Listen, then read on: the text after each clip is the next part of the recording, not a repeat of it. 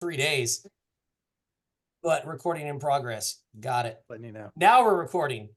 We're recording. We were already live, but now we're recording.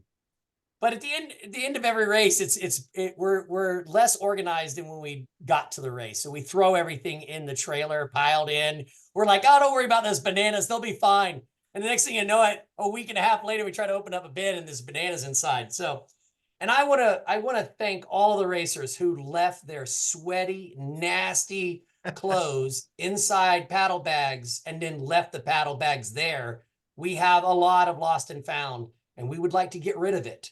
So if you're missing anything, please email Jonathan at info@ARGeorgia. And I got some nice bike lights. I've got some batteries for lights. I've got helmets. I got 2 nice helmets, like $300 helmets. So if you're missing those items, please email us and let us know.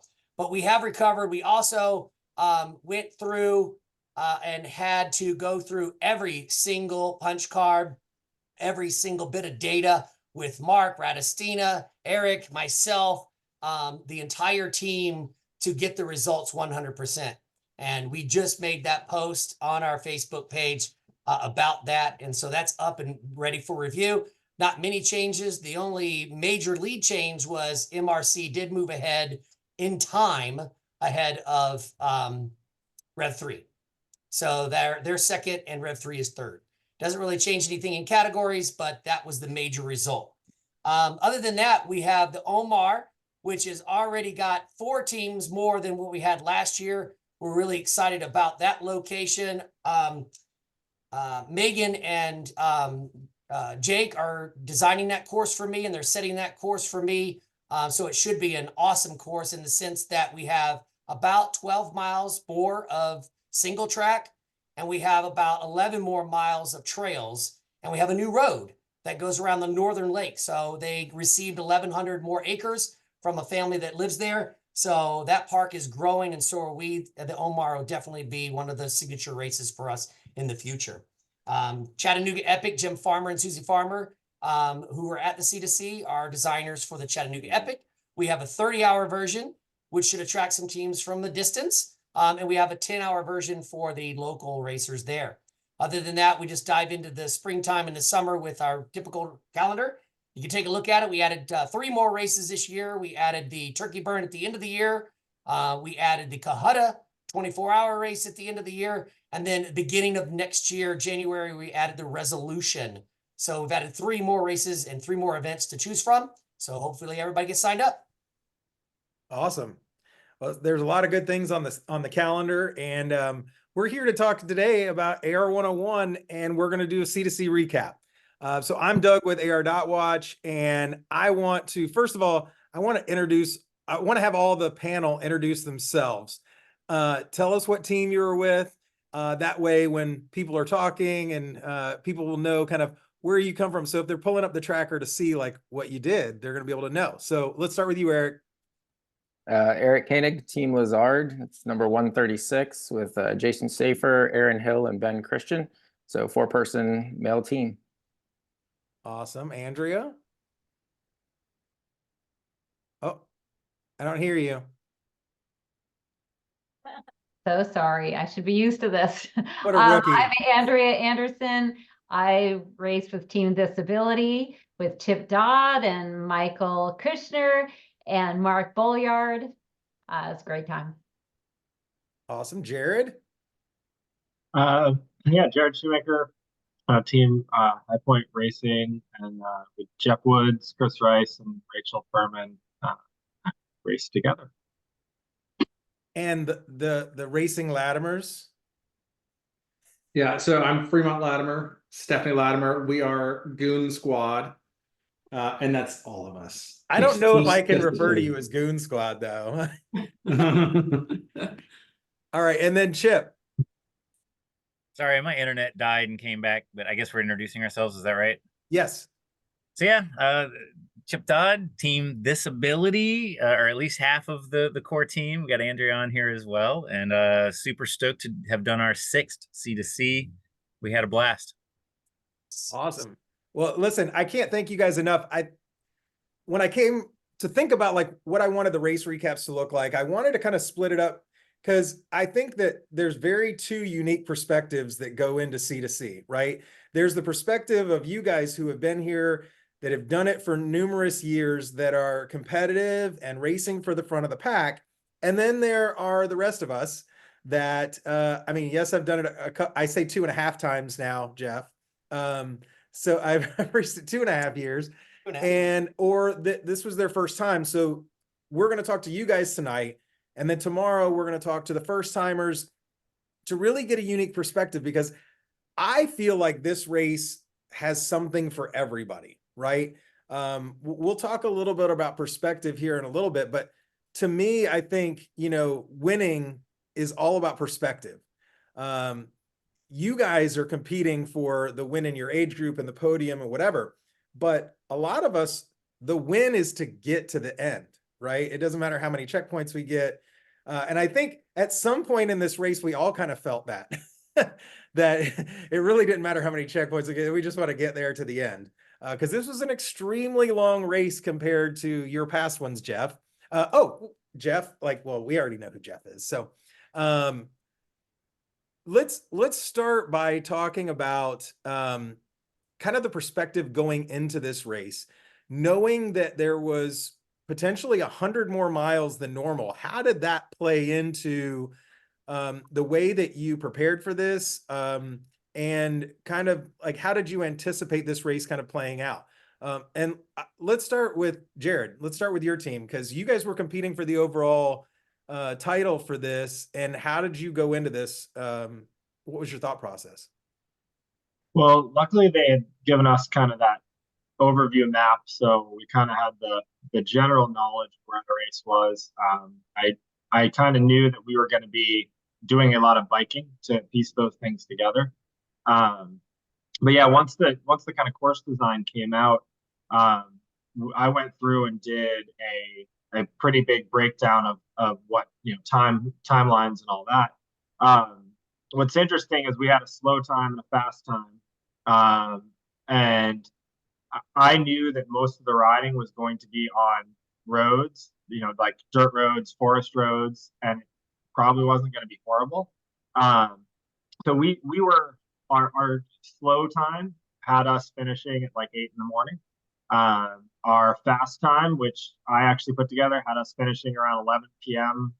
In the evening, which might have actually been accurate had we kept going.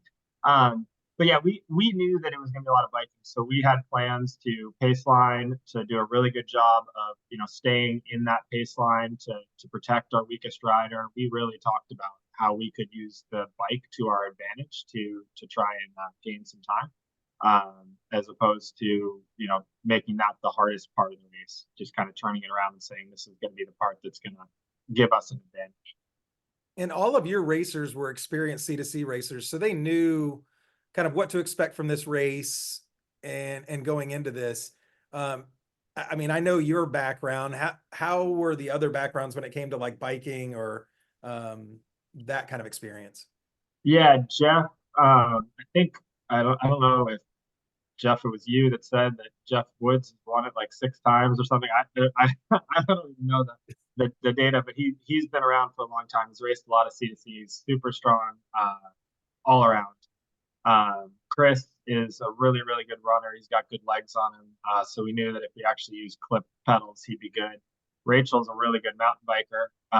And so we knew that she would be amazing on trails and be up front there. So yes, you kind of understand what the weaknesses, strengths are of each of you, and you try and use those to your advantage. And so for us, we just knew that as cyclists, we were going to be good, and that was going to be a big part of the race, and to be really smart about it. And Eric, knowing that Jared's team was in the race and seeing what you guys did last year, I mean, you were a half a point away from clearing the course last year.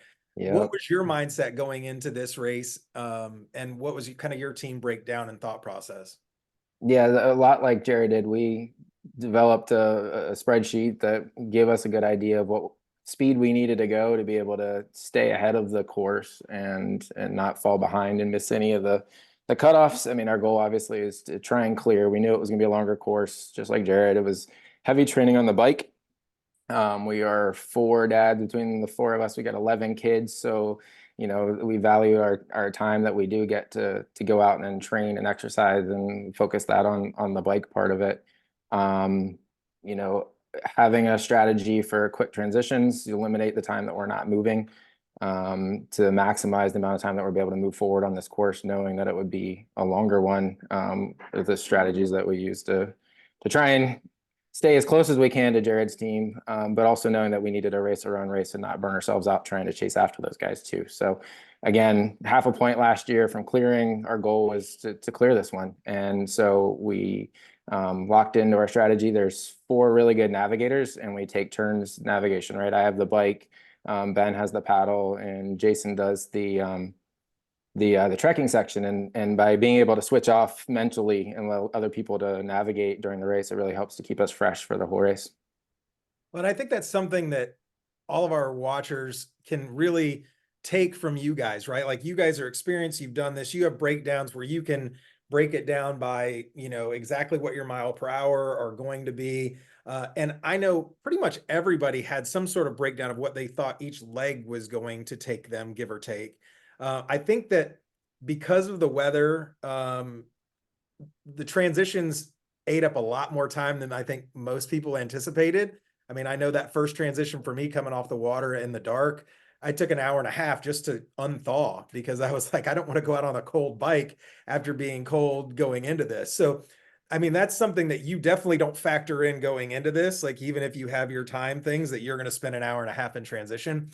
But I think that's something that, when the teams that are looking to maybe make that change from getting across the state to being competitive, these are the things that you really have to focus on, because these are the things that are going to separate you from the other teams by having these time splits and time goals. And I think that will lead me into this ability, because I know you guys had very specific times and goals for what you were going to do. And I know that there was a thought at one point that maybe this course was not clearable. So talk to me about your mindset and how that played into what you guys ended up doing. Well, I'll start Yeah, and just say that our thought process the whole time was to always ask ourselves how we can be moving faster. So even in the transitions, like, you know, when you're cold, it doesn't actually save you time to wait around to get warm. So, like, you know, we're cold off the paddle. Well, the sooner you get moving, the sooner you get warm. So just that was one instance where we're just, you know, we're going to try to push all the time. And yeah, we were definitely worried about the cutoffs and being able to clear the course, which, you know, we couldn't clear the course. We never have been able to clear the course on this, but we thought it would be a strategy intensive race, which for us it usually is, because we are often on the cusp of being able to clear a course or not. And you know, we took the cutoff seriously. I wish that they were honored, but they weren't. So we'll move on from that. But yeah, we based a lot of our strategy on the cutoffs and getting as many points as we could. And that meant we were following our schedule as close as we could. And then finally, when we got to that one bike where there were the AB points, is when we were, you know, seriously starting to think we might not be able to clear this.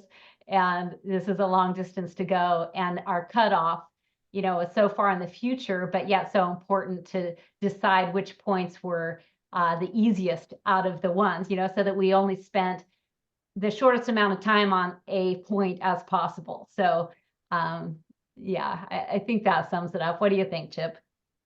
Yeah, I'll change it up a little bit. Those of you who've been following our team, you know, we kind of went from like adventure vacation to all of a sudden we started to go a little faster and become a little more competitive. This race, Andrea and I wanted to do it just the 2 of us, just to see what can we do by ourselves, similar to Colorado. And then Jeff was like, Chip, you need to, like, there's a free entry to Alaska for the 3+ co-ed, and you need to you know, step it up and go fast and be competitive. And so he pressed the right button, and then Andrea and I are like, okay. And so we put together a fast team with the goal of going as fast as possible. I'm really glad, Doug, that you're breaking this up into like the competitive teams going for the podium, and then another AR101 for the newbie teams. It was first time. When you're very experienced at doing these things, what's going through your head is not like, am I going to be able to make it? How do I sort my gear bin? Is my bike fixed? Is my physicality there? Like, we already know all that. We've done this thing 5 other times. We're down to that top 5% of how do we make it efficient? How can we look at the maps and find a hack? We knew Jared's team and Eric's team were probably going to smoke us.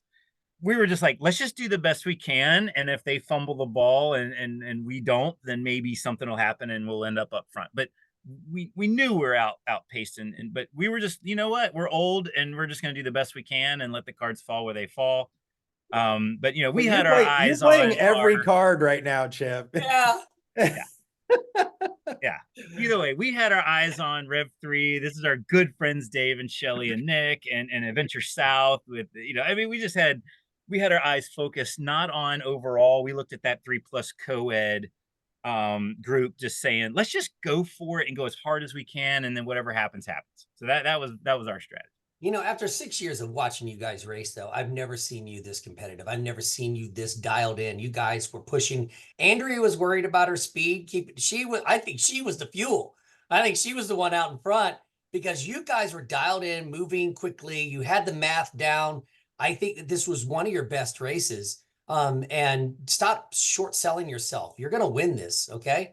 It's just a matter of time and experience. You'll get to that. You never know what's going to happen. Do you think Lizard thought that they were going to be able to catch Hardpoint? But you never know what's going to happen out there in a course. So don't sell yourself short. Well, and what I'll also add on that too. So, because I know Andrew was touch base on the the cutoff times, and I know that those things got changed and moved a little bit later in the race because of how slow kind of moving to getting to those checkpoints people were. And I think a lot more people would have been short coursed and assisted if those time cutoffs would not have been met, because there were just so many people that were still just trying to get through those things. And I think that would have caused even more difficulty for the volunteers than what was already happening from all the people like me that kept having to call because my bike broke or my ankle broke or whatever the situation was. So I want to talk about the Latimers because, so first I want to touch on last year first, Stephanie, because last year you guys were moving really good in the 2-person co-ed, and then what happened? So I don't have a great, this was my 4th C2C start, and technically only my 2nd finish. I don't have a great track record of not hurting myself. So that's how I ran into Doug last year, was 16 hours or 17 hours-ish into C2C, trying to keep up with Bradley and Shannon on the mountain bike trails. Took a huge digger, fell really hard on my right arm, and ended up, I knew something wasn't gonna make it through 3 more days of racing. So we had to make the slow trudge to TA1 and ran into Doug, who helped physically carry my bike through a part of the woods. We were trying to take a shortcut. So, I mean, when we talk about strategy, I think we're here to bridge the gap between tonight and tomorrow night. Because our strategy is, we're both of the parents racing the 48 hours leading up to the event. It's who's getting the kids to the soccer game and who's running the track meet. There's no Excel file for us. There's no looking at it other than, I mean, for us, we keep fitness up year round. You know, we're big bikers, runners. I ran the Berlin Marathon this year. So we don't explicitly train for C2C. We keep fitness up year round. But for us, it's literally how long can we go, clear the course before we start making that moment of, okay, things are getting a little unrealistic for us. But I think we've definitely gotten better at, again, we're not new. We get our gear organized. We've really started to dial in those sorts of things that help us get faster and faster over the years as you keep going through C2Cs and other events. Free gets a little bit into like looking at the course a little bit more than I do. But I don't know what else you'd add as far as, I'm just glad I made it this year. Nothing broken, and back at it. Yeah. You guys won the 2-person co-ed. I want to highlight that. Like you guys won the 2-person co-ed. We did. So you didn't just get through it, like you ended up on the top of the podium. So, or at least I did. She left. I know there was a really cool picture of her on your phone. We'll just add her in on Photoshop. When your house is 40 minutes from the finish line and you haven't slept in 3 days, you're like, I gotta get to my bed. Like I just had to. So you guys know the drill. Well, no, and I think that's really a cool point, right? Like to show that you've got these teams that are like hyper focused and have been studying the course, and Jared put together videos, I think even for some of the new people of like what to expect in this year's course and all these things. And you guys are out like, hey, let's just go until we can't go anymore. And it's our annual date. We date once a year for 72 hours. That's the only time we get out of the way. And so we just go all in for it and have a good time. Having well, and fun so at what gets you point, through a lot of Yes. tough moments too. well, at what point of this course did you realize you probably weren't going to clear it? Oh, early. Well, early we cleared. Real early. When we cleared all the way up, we got to the O course. We got to the TA with the O course. Here is No, my. we skipped the A's and B's. Well, so we got there, and we hadn't skipped the. That was after. So we got to the O course. We decided we were going to sleep because we were so tired. Here is my hint for myself and everyone else. Eric, Team Lazard. Oh my God, the snoring. We were in the tent right next to Lazard. You can't sleep. You got to bring earplugs. It is like, so Fremont slept and snored along with the crowd, and I must have been awake for all 4 hours. But anyways, at that point, we started realizing, get strategic. What can we hit? What can we not? So it was pretty early on. We made that decision. On the first bike section, I laid down in a church vestibule with Comfortably Uncomfortable with Megan and Jake. And Jake was the little spoon for me, but he was snoring pretty good. And I was like, well, I guess I'm just going to have to sleep through it. At least he's warm. Yeah. Yeah. I was like, at least I'm warm right now. Hey, Doug, I'd like to go to the point about the clearing of the course. Ron's not here. Ron's done probably 20 of the 25 C2Cs. And when I did it, the year I did it, the lead team cleared it in like 40 hours, and pretty much everyone cleared except for the teams that got injured. And I didn't feel like I really pushed like it was totally clearable. And I got this sense of it wasn't that big of accomplishment since everybody cleared it. When Eric and I talked about C2C when we first took over, Eric Wise, I'm talking about, he does a phenomenal job of mathematically figuring out exactly how long it's going to take teams to clear this course. And his formula is about the top 5. We always guess around top 5 teams will be able to clear 65 hours if everything is perfect. That means weather, trails, their stomachs, their transitions, all of that, 65 hours.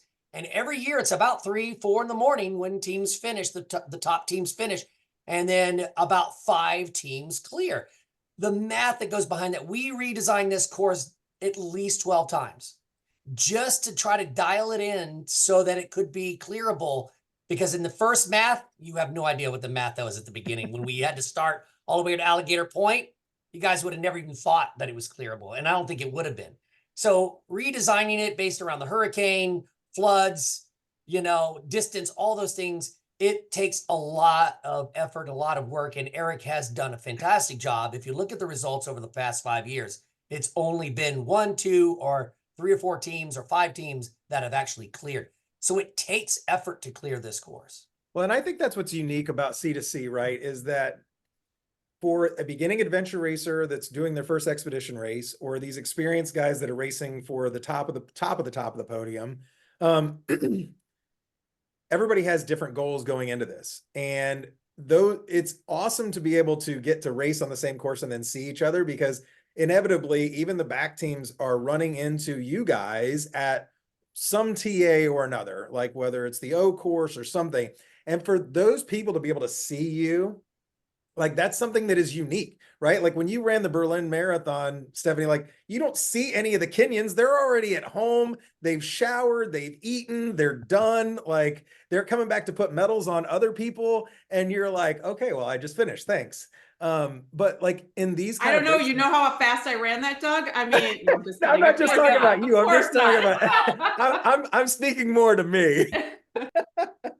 But I think that's what's unique about C2C is like you can see that this is clearable for the optimal athletes that we're talking to right now. But for the rest of us, it's more about like pushing your limits and every year coming back and maybe trying to get more than you did the year before. Or for like Stephanie and I getting through to the finish line on more than one race. So I kind of want to touch on, well, first I want to touch on the elephant in the room and the fact that Jared's team, High Point Racing, was, I'm sorry, everybody, but they were smoking everyone. They were up by almost 5 hours into, was that wasn't the AB bike, right? Like, was that the one after that? Yeah, it's It was like, it was like after, yeah. It After was, the oak course. yeah, After the O course. Okay. And unfortunately had a wreck, had a teammate that shattered his collarbone, and we're unable to finish. So Jared, talk to us a little bit about that and kind of how that happened and how that really affected all of you. yeah. Well, Jeff's going for surgery tomorrow, for his collarbone. Yeah, I mean, it's weird. Like we knew this course was going to be tough, right? And and everything went perfect until that point. Like we made pretty much no mistakes. I think the most screw up that we made at one checkpoint was like 10 minutes. And that was one checkpoint. I think we screwed up 2 other ones. Every other one we were bang on perfect, right? So we hadn't made an hour and a half mistake yet, which who knows, maybe it was going to happen at some point soon. But yeah, we were humming along, feeling great. Everybody was doing great. We each got a couple, like an hour. I think Jeff got a little bit more sleep, and yeah, we were about 45 minutes out of TA 5 to go on to that last trek, and pace lining on the road, and the shoulder just ended, and Jeff was on the front, dropped 7-8 inches into mud and hit the side of the road where the road dropped off then, and just flipped over and landed on his shoulder. And first reaction is, all right, get up, let's go. And then you hear, my shoulder is kind of crunchy, it feels like marbles, and I broke my collarbone, and I'm going, oh. Yeah, like I have phantom pains, and I'm like, this is not good.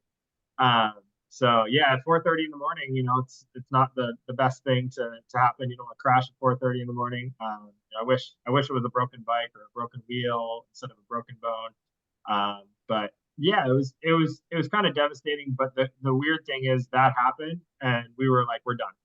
Like we raced as a team. We're Rachel and I could have gone to finish, but we wanted to make sure Jeff was okay, and Chris went to the hospital with him. Which, yeah, it didn't really sink in honestly until like 2 days later. I'm like, man, I wish I had finished that course. It looked kind of cool to do the last little bit. But it happens, stuff happens. But yeah, we had a great time out there. We were doing great on the navigation. We were moving fast. We were working well as a team. At one point, our goal was to get in and out of every transition area before anybody got there, which was really the O relay. But we did see Eric there and a couple other teams. So yeah, I think the hard thing with adventure racing is that, right? I mean, I come from an individual sport, racing triathlons, but my mindset now is this is a team sport, right? Like I want to race as a team. I want to do this race as a team. We're going to finish as a team. Yeah, there might be some situation where somebody gets sick and throws up and can't finish or something like that. But like when you have a devastating accident, like that's it. That's your team. So, but yeah, we had a blast out there. We had fun, and we actually had a lot of fun when Rachel and I went back. We ended up seeing a bunch of teams, walking around, getting a couple checkpoints with Good Enough and Rev 3. So we had fun out there once we kind of went back to TA 4, I guess. What was your bike pace? What was your bike pace just before the accident? Was it around 20 miles an hour? What were you guys running? Yeah, anytime we were on flat roads, paved roads, we were averaging 24, 26K an hour. We were probably in the 20 to 22 range on any of the really good hard packed kind of gravel roads. And then anything else, I mean, we were usually still around that 8 range. Like even when we were doing the ABs, we were still moving really fast. And you were single file. And you were single file. That was required. Single file is faster, right? Like I mean, you're sitting there because you're drafting and saving energy. Yeah, I mean, we basically we were doing is 1K pulls at the front, and then Jeff, Chris, and I would take 1K-ish pulls. Jeff will tell you that I was always short.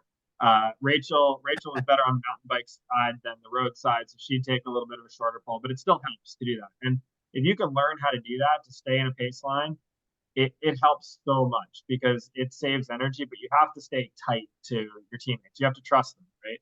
And you have to be a good bike handler too. Like when Jeff crashed, we were in a pace line and none of the rest of us crashed. You know, Rachel dove right into the grass. I went left into the road around him.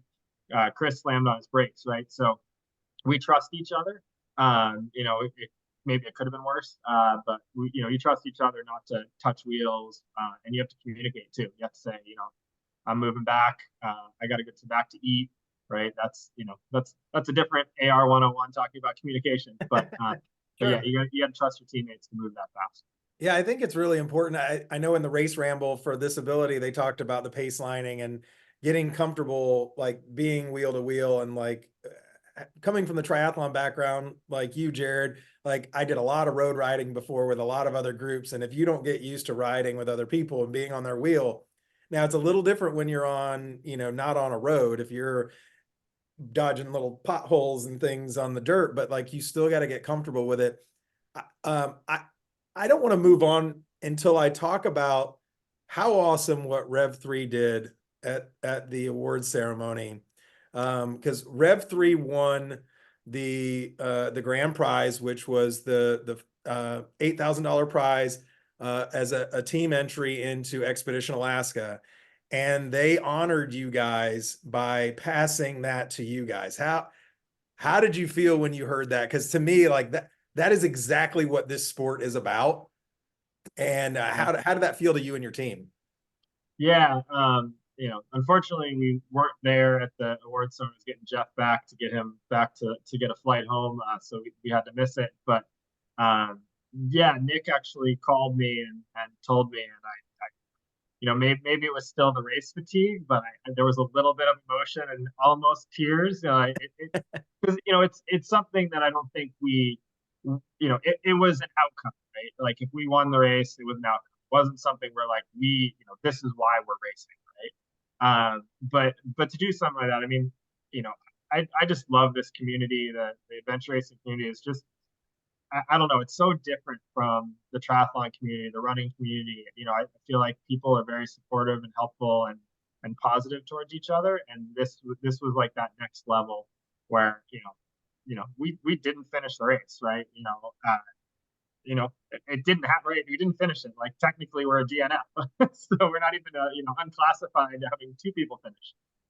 So yeah, it really means a lot, and it's super awesome, and you know, just great people to even think of doing something like that. Yeah, I thought it was really special. So now let's get back to the race, because so Eric and this ability, when you guys heard about this, where were you and how did that change your outlook on the race in this?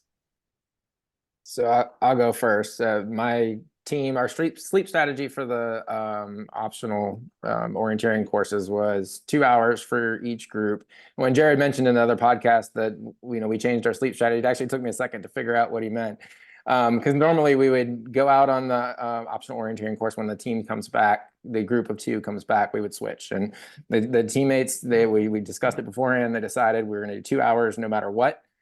So Ben and I went out on the OA, we came back, and I sat on my hands for a little while, waiting for myself to calm down and be able to sleep and rest, and so like wake those guys up and take them out on OAB. So they got back from OAB, and I'm coming out of the tent in my little fog, my 15 minutes of sleep that I got over 2 hours of laying there, and Hunter's in my face, and he's like, they had a crash, high points out, you guys are in first place. And I'm like we're not even just coming out of a fog. And thankfully, I mean, for us, it just meant to just keep racing the race we were racing, right? We were always chasing them. We could always see their footprints and their bike marks everywhere we went. But we knew that by trying to catch up with them physically, we would just blow ourselves up, right? So continue just to race the race of continuing to move, not make mistakes on any of our navigation. And yeah, so, and I got to see Jared in the TA. He had made it back by the time we were about ready to head out, and he just gave me a big hug and said, good luck, guys. So that was really good, sportsmanship, and I love seeing him out there before we could take off on that last bike. This ability. What about you guys? Chip, you go first. What Yeah, what are your thoughts? Because I think, was I the one that broke it to you? it was either you or Hunter. Like it seemed like we crossed paths a lot. I remember being surprised because I knew through the grapevine like Jared and the team were just crushing it. So like we're at this point, it's just like, let's just do our race, yada yada. And then the minute they're out, it's like super bummed because I would rather a team be out because they made errors and stuff, but nobody ever wants anybody to have an injury. And so I was bummed about it because I knew that they were crushing it. And again, like you said with Dave, I appreciate him handing over it because like you could just tell High Point was just like the best team, you know. But no, for us, it became a holy shit. Like, and remember, I'm just focused on the 3-person co-ed, right? We're already signed up for Alaska. Like, we're legit going, and it's like, holy crap, it's us in Rev 3. So it really moved it over to like, let's be efficient. Let's not screw it up. Let's not have an injury. Don't break people. Don't break stuff. Focus on the cutoffs, right? We're used to these international races, and there's basically a standard on all the ARWS races that there's not really a cutoff. Like in this race, that it said TA closes, you must be on the bikes out of TA. Normally, ARWS is if you don't make the cutoff, you're short coursed, which means you're ranked below all other full course teams. You got to skip some of the harder points, move to the next TA. We were focusing our strategy on making the cutoffs, and that kind of backfired on us because again, this race was a little bit different, and because Jeff and his team were focused on the safety of the racers and keeping the snake short and consolidating volunteers, the cutoffs had to move, and it backfired on us from a strategy standpoint. But we ran our best race. I'm very proud of the team. We came up with a plan. We executed the plan. You know, didn't go our way, but I think this was one of our best performances, but it got real the minute we know High Points. It's like, holy shit, like there's a possibility, and I think it really brought our best selves to the front, and I'm just really proud of how we executed from here on out. Andrea, I think you did a little dance with me at one point. Oh God, that dance. I was pumped that we were doing well. Yeah, I no, was and not I think pumped that was what it someone was. got hurt.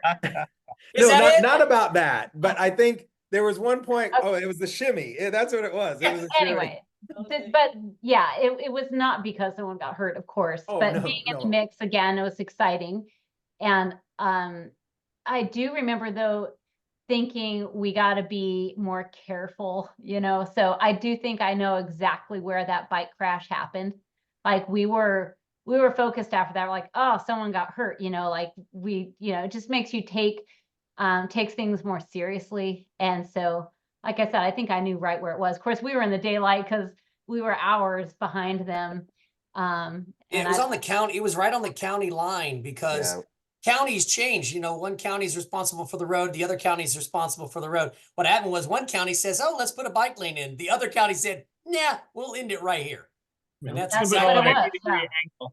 Yeah. I was in the lead, and luckily, Jeff, your team was really good. They drew a little circle on our map saying, watch out, this is where it happened. It Yeah, we went back and I said, this is where I was. Tell people right there, this area, just to be careful, even in the daylight. Yeah, so I'm glad you did that. It helped a lot. And as we were going, I was looking for it, and I saw the tire track in the rut when it ended. But again, it's daylight, and I'm looking for it. But thank you for doing that, and thank you, Jeff, for having your volunteers do that. That made it a lot safer. Well, and so for the Latimers, like it's a very different race when you're still racing for a podium, right? Did you guys know where you stood during the race compared to other 2-person co-ed teams? Well, That was a very first of all, we competitive have a High Point class, too. story and a Lizard story. We happen to be sleeping next to Lizard. So we were in the tent, and all of a sudden we heard Hunter come up and tell them that Team High Point had just crashed out, and you could hear the vacuum just as they realized what had just happened. Like, oh my gosh, we can actually win, because Jared, you guys had been crushing everybody so badly. There was no chance of anybody catching you unless something catastrophic happened. So, so we got to hear the announcement, and there was both the sadness of you guys getting knocked out, but the excitement of, hey, it's a competition again. But yeah, it was interesting. But yeah, we didn't really know where we stood. We kind of teamed up with Team RRL, Patrick and Mike. You know, they started racing in 2018, the same year I did. So you know, we've raced with them for years. This is the first time we actually, you know, had any significant amount of time. I know they're good, and the fact that we kept up with them, I knew we were doing okay. You know, as especially as a co-ed, but where we were at in the race, we had no idea. And Andrea and Chip, I thought you guys might have joined in as 2-person co-ed. We thought you, yeah. And we were thought like, you were oh, well, that's super gone. good. Okay, Yeah. so we're not going to win. Well, but Bradley and Shannon weren't there. And so we were like, well, maybe, but we didn't know. So again, you know, when you're kind of some of these less prominent categories, 2-person co-ed, solo will know where they're at. 3-4 mix, they often know where they're at. 2-person co-ed can get a little messy. So you don't normally know where you're at. But I mean, when I say we don't prep, I mean, we don't have Excel files, but we are serious. We do give it our all. We do think it through. We do pull up the GIS maps, you know, ahead of time. He geeks out. So we are in it to do our best every year, and keep getting better. And this is the best we've done at C2C for sure, by far, just from our overall rankings. Yeah. I think we ended up winning 2-person co-ed 2 years ago or three years ago or something as well. But this is the best overall we've ever done as well. Yeah. But Jeff, I do remember looking at the course, the map, and being like, and I said, there's no way he's going to make us do an open ocean paddle that's that long. It's not going to happen. There's no way. He's lying. Joke's on you. Yeah, joke's on me. 100%. I was wrong. Yeah. Hey, just surprise to you, it was cut in half. Thank God. Yeah, Thank you. seriously. Okay. I would love to hear, Eric, your take on actually going across the St. John's. I don't want to take over, but I mean, Well, no, so I think they ended up stopping at the St. John's, right, Eric? Yeah, No, we stopped them at the bottom before they crossed over. Before but you they crossed did all the way over go the into bridge, the right? headwind. Yeah. Yeah, we still had 11-kilometer distance from the Black Creek to CP 58, I believe. So Black Creek paddle was amazing. First of all, Jennings State Forest, Black Creek. I mean, those are areas I live in Jacksonville. I've never been over there, right? Jennings State Forest, highly recommend doing it. So sun went down, a beautiful bright moon, water was crystal clear, calm coming out of Black Creek. And we were like, okay, you know, they had given us, we were obviously ahead of the snake and got the instruction that maybe we could talk to someone at the boat ramp, figure out what we wanted to do. Wasn't really sure what we were supposed to do. No one was at the boat ramp, and we're like, okay, we're good. I mean, the wind is starting to blow a little bit, but it's not too bad. And we got out there, and it just kept picking up. And I looked at the wind history, and I mean, it was coming out of the wind in the southwest, 10 miles an hour, gust of 20 when we went across there. So it was 2-foot rollers, some little white caps coming right at our breach. So we had to point into it. We ended up in Green Cove Springs in the industrial boat dock area, because there were a couple of us weren't fully geared up where we needed to be. Jason needed to put on a weather proof jacket. I needed to put on insulation and pants that I didn't have on. So when we're paddling, it was fine. It was pucker up, paddle as hard as you can for an hour and 40 minutes to try and get into the lee side of the land so that we could get out of the wind a little bit. But it was intense. So we ended up, because it's an industrial dock with really big ships, there's nowhere to get out. We pulled up next to a tugboat that happened to have a generator running and lights on. And we're like, haul her into this guy, hey, permission to board, because I needed to get out so I could put my pants on. And just, we wanted to call Jeff and let him know like what we experienced going across. First thing we said, we are fine. We will continue on, but you need to know. So, but yeah, it was fun. Well, Yeah, from the shore, it didn't seem like much. We knew the No, it winds were didn't. out there, but from again, it was, what was it, 2 a.m? I mean, it was Yeah. pitch black. We couldn't see going over the bridge any of the waves or anything that were happening. But when we got down to when we picked them up, we could tell as soon as you got down the water, then the wind hits you right in the face. But up on land, with the trees are blocking it, you didn't feel a thing. But yeah, it was definitely a situation where we had to pull them. Well, I think Jeff, the paddles, sorry, I was going to say, I think the paddles this year were very, very challenging for a couple different reasons, right? Like the first one was very long. Everybody here had the benefit of having multiple people in a canoe. I was especially thankful that I had already talked to Jeff early before the race even started about Wheelo and I jumping into a canoe, because my fat butt would have flipped over one of those kayaks and you would have been rescuing me out of the water. Anybody that was over 200 pounds plus your pack, which is another 20 or 30, had some very, very difficult times in that first paddle. I know we rescued a guy out of the water. Luckily, a couple other people stopped. We were able to flip his kayak and get him in a canoe with somebody. How were you guys' experience of that paddle in the front of the race? Because for the rest of us that were coming up after, probably an hour or two behind you guys, like the winds were picking up, then it got dark, and then dealing with the incoming waves that were kind of coming in sideways and throwing water in the boat. It was very, very challenging. So how was it to you guys at the front of the pack? Not that bad. And yeah, I mean, sometimes time is good on you. We didn't really have a problem. We were just wondering where Rev 3 was going, trying to figure out south. Looking at the tracker, I think everybody was wondering, because they went way past. What's going on here? We were basically fine. I mean, we had a little bit of chop from the side. There were a couple times where it was a little bit bigger, where you could tell that I wouldn't say the floor, the the ocean bottom was a little bit closer, right? So it was coming up. But we also were not planning on going out to the channel. We were cut through. We were going for it. So we were heading pretty much due east to try and do a cut through. Yeah, you guys did the cut through. You didn't go around the big peak, right, to come in? Yeah, we missed. How was that? Was it passable? Because I think everybody saw it on the map. Yeah, so there we figured there was a cut through. There's always cut throughs on there. And we found it on there. We actually ended up missing the one we wanted to do, which would have been about 200 meters. I mean, we probably would have chopped an hour off of our paddle, which would have been amazing. We ended up popping out directly in front of transition on a fan boat trail. And we're like, oh, well, at least we're here. We know where we are now.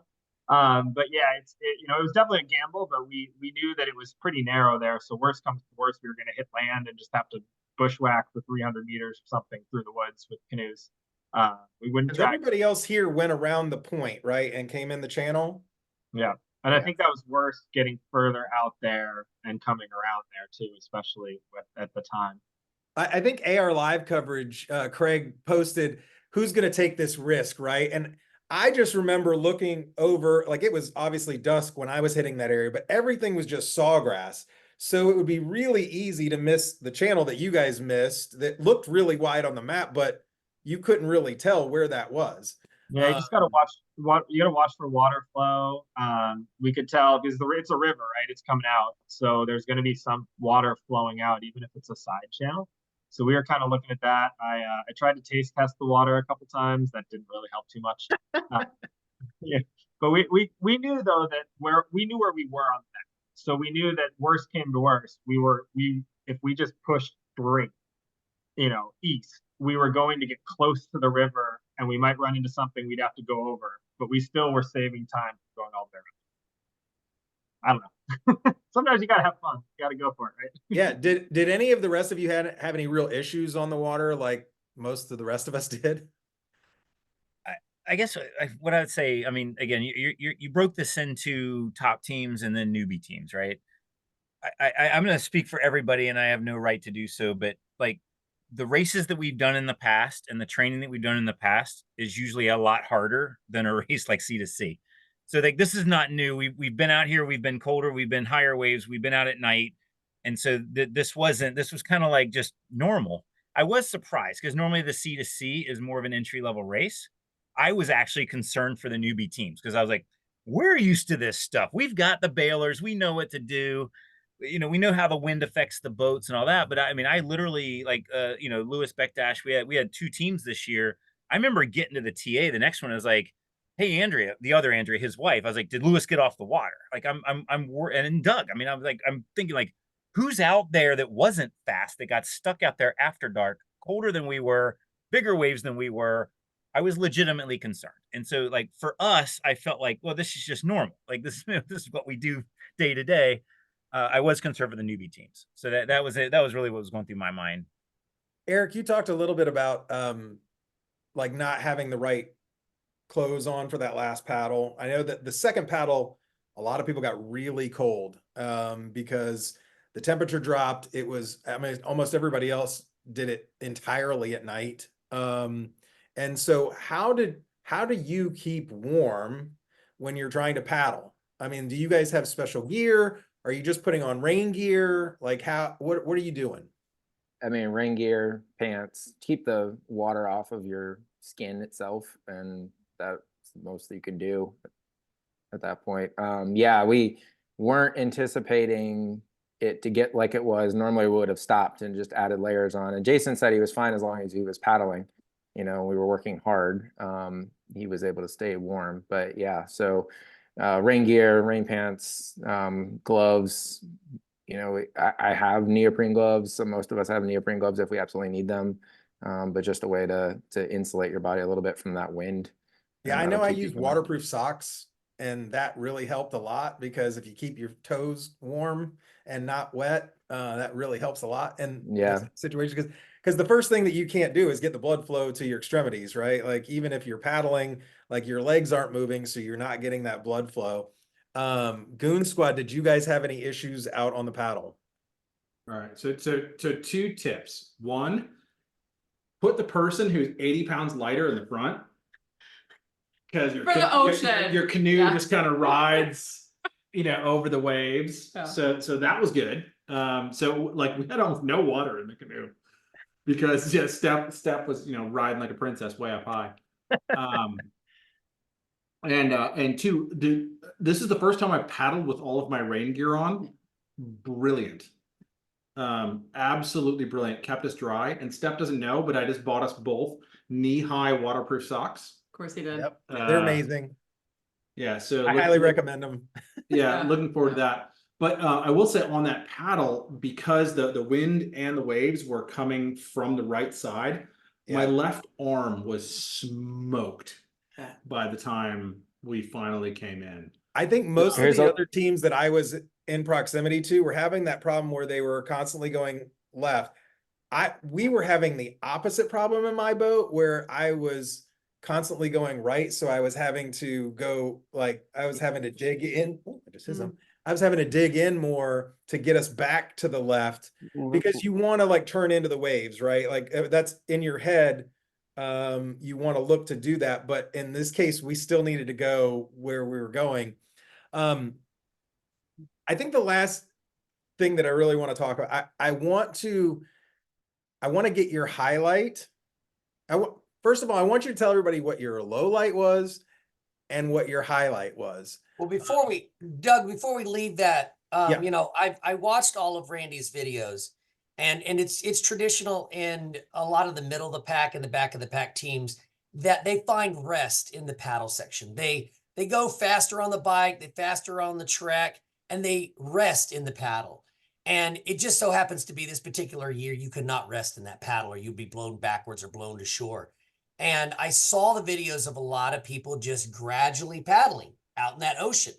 And I'm like, you guys, you couldn't do that when there's wind. You have to hammer it or you're going to go anywhere, or you're going to be out there for a long time because the shore is never going to move. You're going to look to the left and be like, have we gone anywhere? You got to really, as a pro tip, if it's high winds or any kind of winds or anything like that where you're uncomfortable and cold, you got to hammer it, period. Shut up and just paddle. Yeah, I think there was a couple of times where we wanted to take snack breaks, but if one of you would take a snack break, you're going backwards. Yeah. So you just have to suck it up and wait till you get to a turn or to the lighthouse, eat everything that you can, and then continue on. Eat at the checkpoint. Yeah. At the checkpoint, yeah.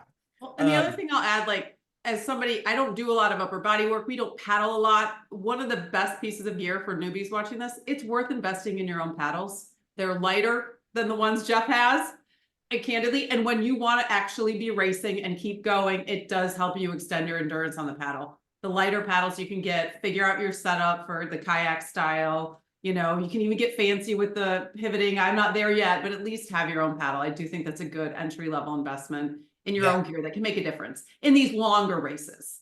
Please do, because I lost about 12 of them in the ocean. That too. There you go. did you guys recover the kayak that we were trying to pull behind us, but the waves were Yeah. so big, it ripped the handle off of the kayak that we Yeah. were towing behind us to try to get it back to the shore. The rescue team was just doing a yard sale cleanup afterwards. And yeah, we got most of our stuff back. Yeah. All right. So Andrea, I want to start with you. Give me your lowest point of the race and give me your highlight of the race.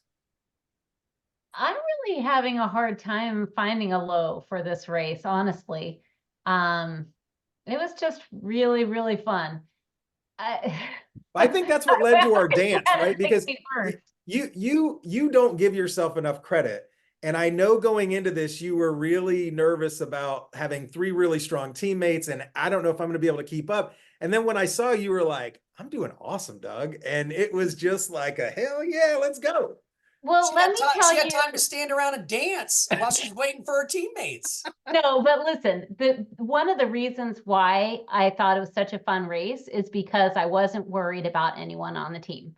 Like a lot of times I just internalize, I empathize a lot with whoever's struggling, and we didn't have anyone struggling. So that's why I say it was a great race. It's like, it really sucks to go through a whole race being worried about 1 or 2 or 3 teammates, or, you know, so that was a real high for me. And that's a real general high, but a more specific high is the single track biking, especially there at the end on the peninsula. It's just so fun and fast. And I loved it.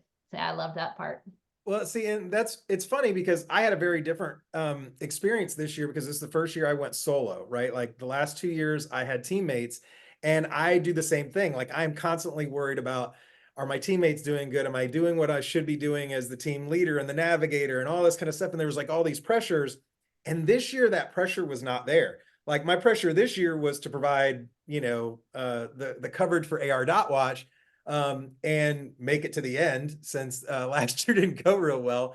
But honestly, like I really was able to let go, and I thoroughly enjoyed everything, except the calls where I had to call Jeff, because he always gives me a hard time. But I also had such a great time, and I think that goes into that mental mindset that I think everybody needs to remember those things, right? Because when things are breaking bad and they're going bad, like you can really get down on yourself. When my bike broke the first time and I was in the middle of nowhere, and I'm like, well, I'm 4K from CP43. What am I going to do? I got to go. So I just left, and I Flintstoned it to the next CP and had a great time. So Eric, tell me your low point and end it with your high point. Personal low in Guana, just being tired, and I hadn't planned well in Guana as well as I normally would. And so mentally I wasn't there. Physically I was good, and just handed over the map to Ben. And this is, you know, one of the credits to having a team with, you know, 4 good navigators that I feel comfortable with turning the map over at any point and just letting Ben run with it. And then searching for CP66 was a little bit of a low point, but we won't talk about that. But yeah, high point is knowing once we, you know, got the moved CP66 that we were able to clear the rest of the course and, you know, complete what we weren't able to do last year. So that was our high point. Speaking of high point, let's go to Jared. I think our low point's pretty easy. I'd say that's the low point. I'd say maybe my other low point, if I were going to make it, is Eric's really weird instructions for OB3, whatever. When I popped out and there's supposed to be a trail like there, and there's supposed to be flagging tape to it, and it's like a clear cut with water everywhere. I'm supposed to find whatever a vegetation island is, and I'm in the middle of the woods by myself. That might actually be my low point. Going, what am I actually looking for here? But yeah, honestly, I'd say the high point for our team was that, you know, obviously we did not finish the race, but we executed basically a perfect race until that point. And, you know, and we talked about this after, but we were like, we had as close to a perfect race as you're ever going to have in an adventure race up until that point. We made so few mistakes. We had a great time together. We were enjoying it. We were pushing hard. We just had a great time out there and didn't make mistakes. So I think that's probably, the thing that we all took away from this is that, yes, we didn't finish, but we had a perfect race up until that point. Awesome. Goon Squad. Lowest point, I think without a doubt, one of our strategies we have to work on is the sleep. We don't think through a strategy, and I need earplugs, but even that, like, if we had taken 2 hours to sleep at that final TA, instead of feeling comfortable because we were on our home turf and just thinking we could power through, we would have actually powered through and done guana instead of just getting one checkpoint and going to the end. We just weren't thinking clear. So that's kind of a low point. But the high point, honestly, I think it was interacting with all the new racers.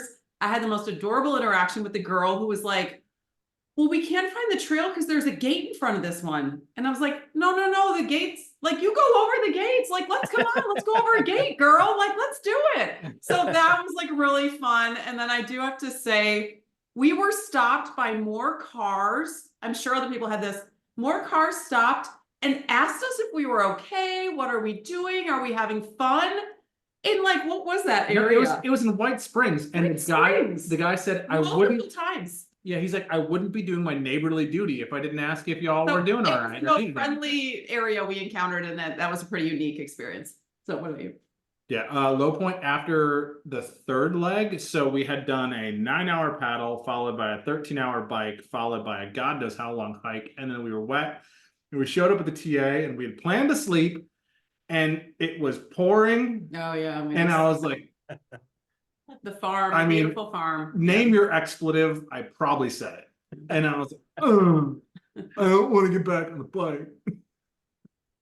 But honestly, it was probably a good thing because, like Andrea said, like, you're not going to get any warmer just sitting there. So because it was so crappy, we got back on the bikes and we kept moving. So that was the low point. High point was the bike coming out of White Springs. Oh, yeah. The sun was shining. It was beautiful. That sleep deprivation euphoria was bubbling forth. Just, it's like one of those, the things that only happens, like, it's almost like there's sparkles in the sky because, you're a little bit high from not having slept for a couple days.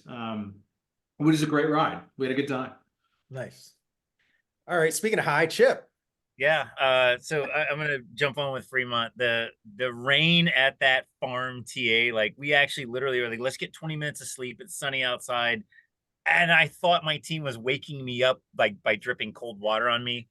But like, yeah, 15 minutes after we laid down, it starts to rain. I've got all my stuff drying out. My TA bin's open. Everything's now soaking wet, and we got to get back on the bike and keep going. And then the road goes from like fast hard pack to like 2 inches deep of just thick sandy clay mud. So your entire drivetrain's just cranking, and we miss a CP and have to go back like 2K to get it, and just everything sucked. We all just wanted to shoot ourselves and die. Thank you, Jeff, for but okay. And then the high, because I control the weather, I know. I'm just kidding. Everything's bad. Your fault, Jeff. I mean, you should know this by now. I figured that out. Okay, so 2 highs. I'm gonna start with my personal high, and then the high I think probably for all of us. I love the filling of the sand at the end. Luckily, there was a short course option. A lot of teams ended up leaving that last TA and like skipped the bike section and went right to the sand. So we show up to the sand, and like, it feels like I knew every team there. It's all hugs, and I don't know, it was like a big party. And yeah, and I didn't see Rev 3 anywhere. I knew they were way behind us. I was like, okay, we can just relax and enjoy ourselves. For me, that was a super highlight, and it's one of the highlights every year. And I think every racer, regardless if you're a front pack or a backpack, the getting the sand at the beginning and not knowing what you're up against, and then filling the sand at the end when you could walk to the finish at this point. Super highlighted, emotional, tears, happy. I don't know. So for me, that was a big high. And then we got to say, every time we do one of these AR101s, we have to thank the volunteers coming into TA, getting hot food. We got Dominique smiling at us. We got Andrea on the grill, and the rest of the team, Jeff's team, just egging us on and giving us encouragement, getting us in and out, being there to help us. to me, that's one of the things that makes warrior races stand out from a lot of other races is the support we get from the volunteers. So I just want to do a big shout out to them. Huge highlight of my race. Yeah, I think that the family atmosphere of C2C, because we all have done this for a couple of years, and anybody who's been out there, all the volunteers, everybody is very, I mean, it's all about hugs. And I think next year we're going to have a Doug hug checkpoint. So you have to come get a point by coming and finding me and getting a hug. I'll have a little punch for you. We'll But make it inflatable. yeah, well, we could get an inflatable Inflatable Doug out there. Doug sitting there. That'd be amazing. I think going back to the sand, if anybody watched my live video from the sand, like I had all these great things that I was going to say. And as soon as I hit record and go live, I literally just couldn't stop crying. And so, and it was funny because a couple other people were like, that is exactly my emotion going into that last CP. So thank you for sharing that moment. And I don't think until you do this race, you realize what that moment really feels like. Like everybody knows what a finish line feels like, but when you get that sand on the East Coast coming from the West Coast, it's just a totally different feeling. So, Jeff, do you have highs and lows? Well, you didn't finish, right? There's other people that didn't answer. No, that's everybody. Everybody? did. Yeah. Well, yeah, I have some highs and lows. Every year, my high point is when that gun goes off, because my low is the weeks leading up to the race. We have a race to get to the race, and that's always the hardest point. Once the gun goes off, it's all out of my control. They're gone. If the checkpoint's where it's supposed to be, that's great. The boat has a hole in it. That's all up to them from that point on. And it's just a relief. And that's typically, a high point for me. The low is from that point all the way to the finish line. The low is, think of when your kids are out all night long at a party and they haven't come home yet. I have 225 kids out there that haven't come home yet. And I can't sleep. I'm anxious to see them. I can't wait until they're all home. So when that final team crosses that finish line, that is definitely the highest point of the race. Well, I want to thank all of you for joining me tonight. I think it was awesome to hear the perspective from some of the lead teams in the race and kind of get that perspective. I hope that everybody that's watching tonight will also join us tomorrow night as we get the perspective from those that this was their first time doing the race, because I think it's going to be very unique. And I think that the stories that you're going to hear are going to be very different than the ones today. I don't know how many people were out there on their first time. I mean, there were a couple that were out there doing 25K on the bike during those sections. But a lot of us were just going and getting from one point to another, and winning looks a whole lot different for the group that's going to be here tomorrow. So thank you for joining us. Listen, come out and do C2C because you will not regret it. If you are on the fence about doing an expedition race, this is the one for you. You're going to find out more about that tomorrow with the first timers, but these are the guys that you're going to look up to at the race next year. You're going to see them there because we're all going to be there. So thank you for joining us. Tune in tomorrow night on Warrior Page and on AR.Watch, where we're going to be live at 7 p.m. Thank you guys for joining us. We'll see you guys later. Live the adventure. Thanks, Doug.